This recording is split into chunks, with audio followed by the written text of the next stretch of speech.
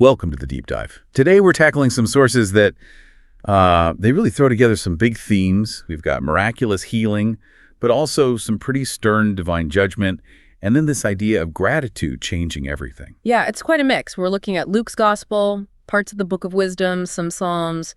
It seems disconnected at first glance. Right. So our goal today, our sort of mission, is to unpack these, to see how they talk about authority, about accountability, and, well, what's expected when you receive grace. Exactly. It's about connecting the dots between, say, personal blessing and public responsibility. How does receiving mercy relate to wielding power justly? Let's start with the story that's probably most familiar, the one from Luke. Yeah. It really sets the stage. Yeah. Jesus is traveling sort of on the border between Samaria and Galilee, Borderlands are often significant places in these narratives. and he meets 10 lepers. Now, they keep their distance, as they had to, and they just call out, asking for pity, for mercy. It's a raw plea. They're completely isolated, not just medically, but socially. And Jesus' response is interesting. He doesn't just heal them on the spot, No, he tells them, go show yourselves to the priests. which was the official process, right? Under Jewish law, the priests were the ones who could examine someone and declare them ritually clean, allowing them back into the community. So it demanded faith first. They had to start walking towards the priest before they saw any change.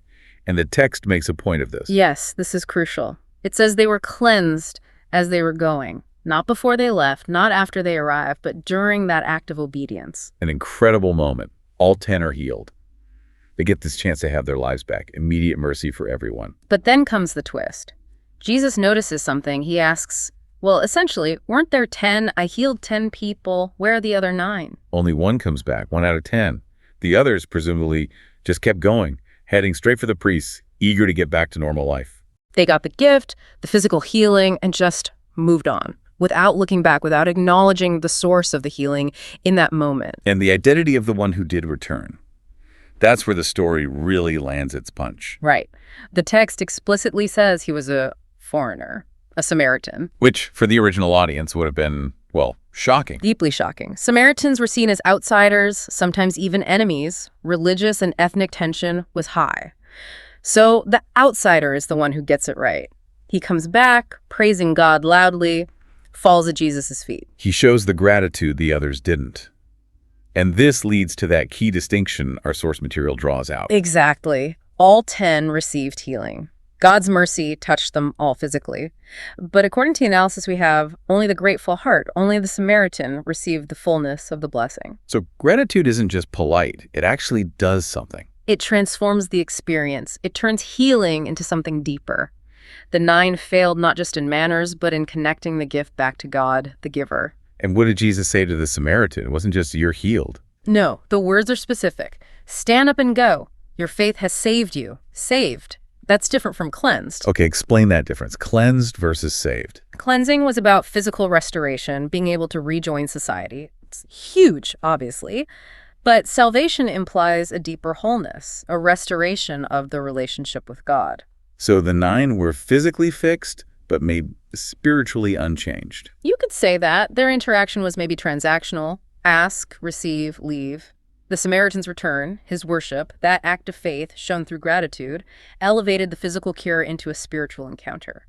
Faith here isn't just belief, it's an active response. Which makes gratitude seem less like an option and more like a requirement, a discipline. Precisely. And that's the bridge to the other readings. The sources move from this one story to a broader principle. Thanksgiving isn't just a one-off act, it's presented as a way of life that glorifies God. Psalm 107 starts it off. Give thanks to the Lord, for he is good. His mercy endures forever. It grounds the practice in God's unchanging nature. Right. The reason for gratitude is constant because God's mercy is constant. It doesn't depend on our mood or circumstances. And then 1 Thessalonians really doubles down on this. It does. It gives this incredibly direct command. In all circumstances, give thanks, for this is the will of God for you in Christ Jesus. All circumstances, that's challenging. It is. It suggests gratitude is a conscious choice, a discipline we cultivate, not just a feeling that happens when things are going well. It's God's will for us, regardless. Okay, so that's the individual path. Grace received needs active gratitude, leading towards salvation.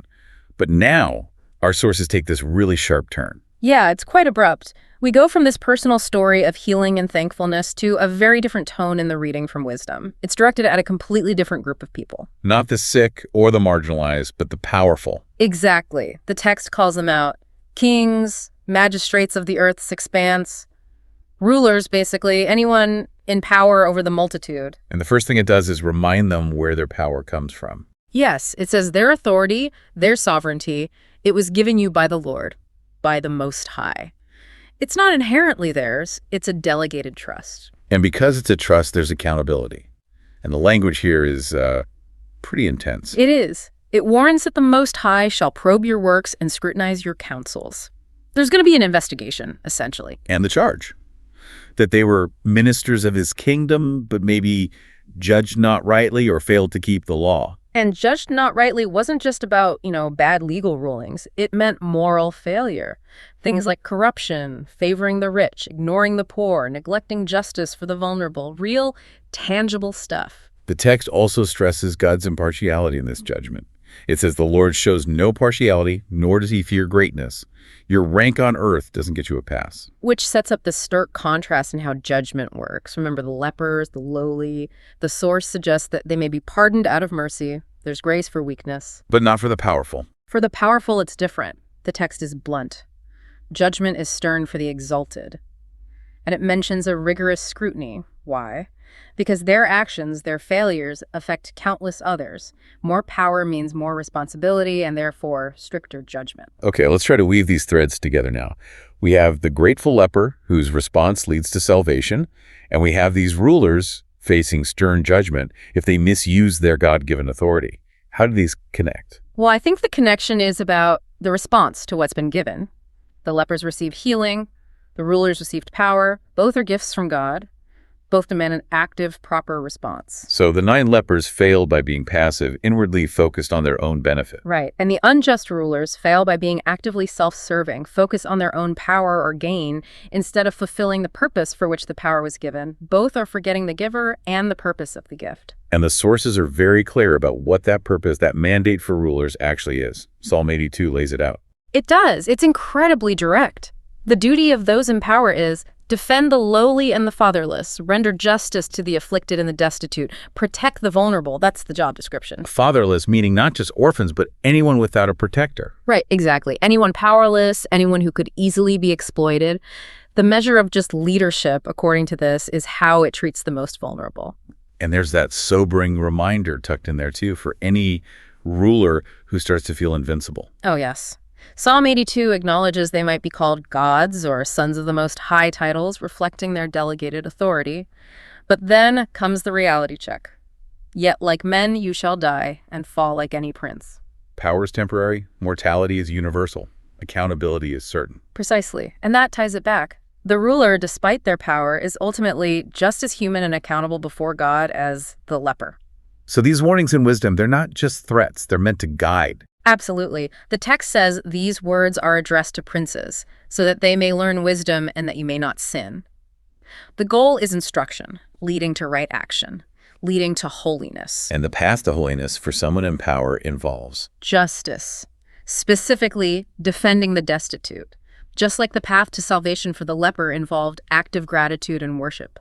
Both paths require looking beyond oneself either towards God in thanks or towards the needs of the vulnerable in justice. So wrapping this up, our deep dive showed these 2 seemingly separate tracks, personal healing and public power, are actually governed by the same principle.